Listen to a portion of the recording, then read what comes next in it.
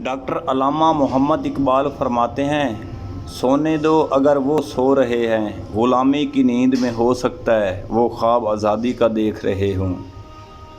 اگر تیری نظر اڑتے وقت بھی اپنے اشیانے پر لگی ہوئی ہے تو پرواز ہی کیوں کرتا ہے، سکون چاہتا ہے تو ترقی کا نام ہی نہ لے۔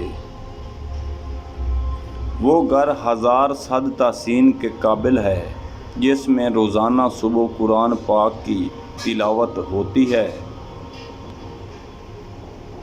کووں اور گدھوں کا رزق قبروں کے اندر ہوتا ہے، مگر بازوں کا رزق چاند اور سورج کی فضا میں ہے۔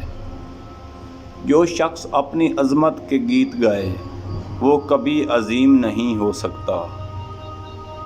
ایک بڑے استاد کی حیثیت سورج کی سی ہے جو اپنی روشنی اور حرارت ہر چیز تک بے کم و کاست پہنچاتا ہے۔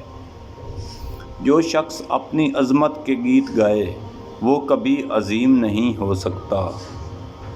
تم کامیابی اور ناکامی پر نظر نہ کرو، اپنے مقصد تخلیق کو پہچانو اور جدوجہد کیے جاؤ۔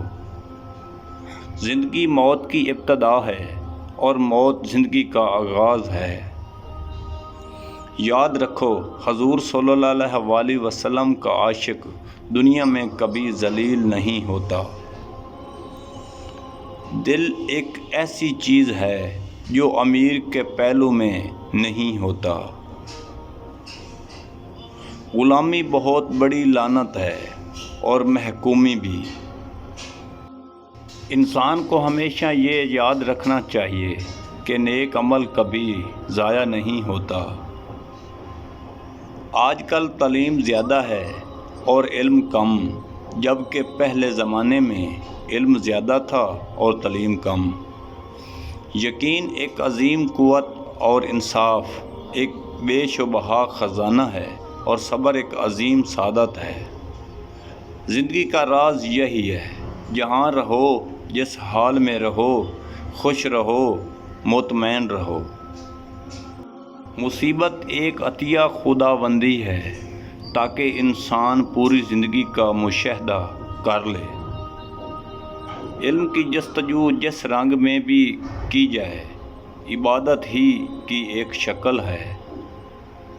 مہمان نوازی پیغمبروں کا خاصہ ہے اور فقر کی پہلی منزل کسب حلال ہے۔ مسلمان کے لیے جائے پناہ صرف قرآن پاک ہے۔ قرآن پاک کو صرف پڑھا نہ کرو، سمجھا بھی کرو۔ مذہبی زندگی تین قسم کے ادوار سے گزرتی ہے۔ ایمان، جہاں انسان ہر چیز کو بے دلیل لیتا ہے۔ دور فکر اور معرفت۔ ساری زندگی غریب رہنے کی صرف ایک ہی وجہ ہے اور وہ ہے ساری زندگی ایماندار رہنا۔ وائس آف سدا بہار۔